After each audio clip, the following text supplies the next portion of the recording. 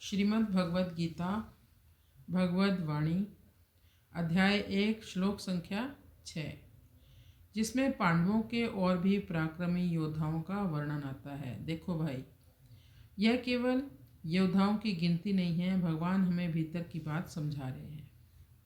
कहते हैं, युधा मन्युश्च विक्रांत उत्मोजाश्च वीर्यवान सौभद्रो द्रौपदेयाश्च सर्व एव महारथा। पराक्रमी युधामन्यु, बहुत शक्तिशाली उत्मोजा, सुभद्रा का पुत्र तथा द्रौपदी के पुत्र, ये सभी महारथी हैं। इसका संकेत है कि मनुष्य के भीतर भी कई शक्तियां छिपी होती, उत्साह, पराक्रम, तेज, नई सोच और धर्म के लिए खड़े होने का साहस।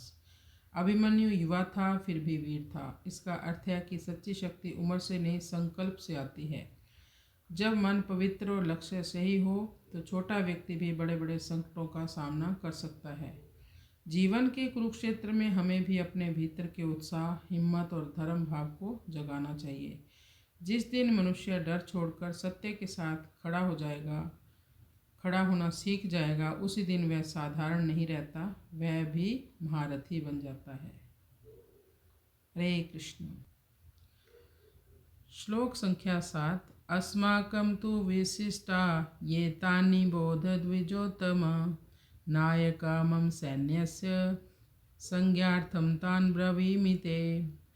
दुर्योधन द्रोणाचार्य से कहता है, हे द्विज श्रेष्ठ, अब हमारी सेना के प्रमुख नायकों को भी सुनिए, मैं आपको बताता हूँ।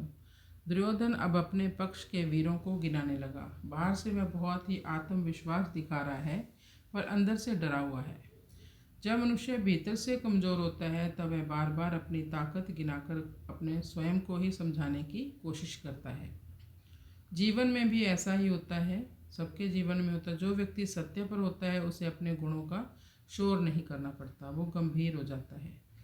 पर जो गलत काम करता है, गलत रास्ते पर जाता है, वह दिखावा और अहंकार से अपनी शक्ति जताता है। दुर्योधन अपने गुरु को अपनी सेना के बारे में बता रहा है, पर असल में तो वो अपने मन को ढांढस बंधा रहा है। अहंकार और दिखावे से शक्ति नहीं आती।